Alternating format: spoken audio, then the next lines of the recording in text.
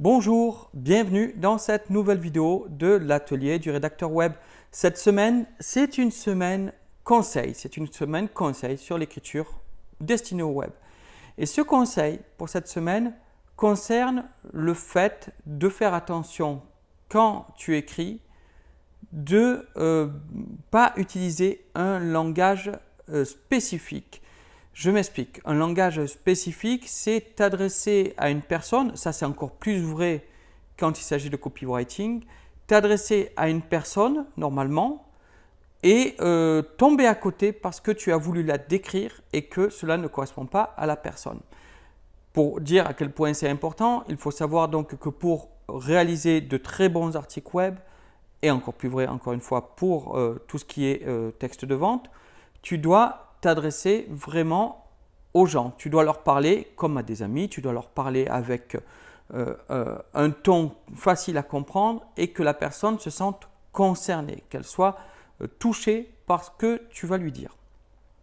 Et donc, quand tu vas t'adresser à cette personne, tu vas la mettre en situation. Tu vas souvent, par exemple, lui décrire des actions pour qu'elle puisse se projeter, visualiser une action, visualiser un comportement, visualiser une situation, etc.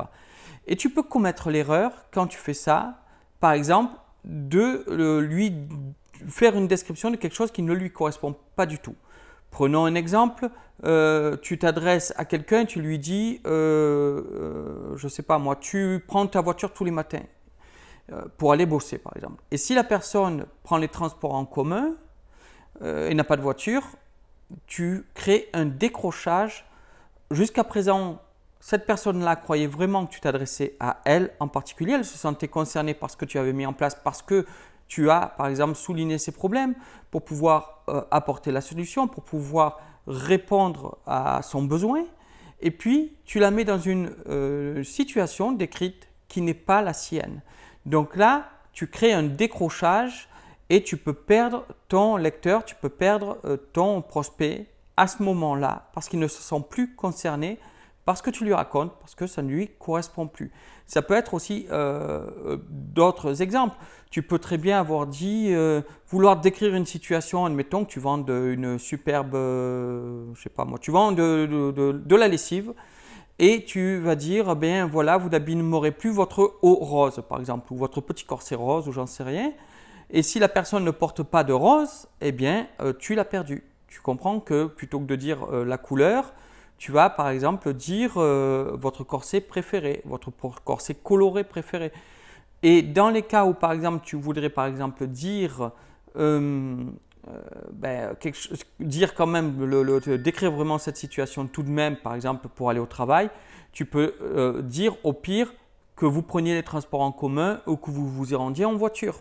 Okay. Après, tu peux dire tous les matins vous rendre votre bureau sans dire comment. D'accord. Tu peux par exemple éluder ou mettre le peut-être que vous êtes dans cette situation. Tu as mis le peut-être, là à la limite tu peux le garder parce que tu as mis un peut-être. Peut-être que vous êtes comme ça ou peut-être que c'est comme ça. Peut-être que vous y allez en voiture et que tous les matins vous en avez marre de conduire pendant un quart d'heure, 20 minutes, une demi-heure, que sais-je, pour vous rendre à votre travail. Ou peut-être que vous y allez en transport en commun. Tu vois, tu mets un peut-être, là tu peux arriver à conserver.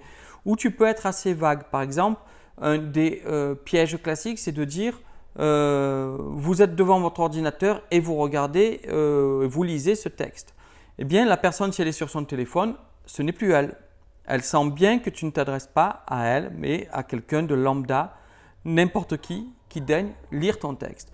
Donc, faire attention au langage spécifique, de faire du langage non spécifique, sauf quand vraiment tu veux filtrer, par exemple, que tu veux t'adresser qu'aux personnes jeunes et où tu vas faire exprès de cibler, par exemple, que tu veux t'adresser qu'à telle catégorie de personnes ou qu'à tel type de préférence, j'en sais rien, où là tu vas peut-être faire du langage spécifique pour éliminer au contraire ceux qui ne t'intéressent pas, qui ne font pas partie de ton cœur de cible. Ça on parle si vraiment tu as une campagne spécifique, voilà, on parle plutôt en commercial. Mais sinon, faire attention à ça.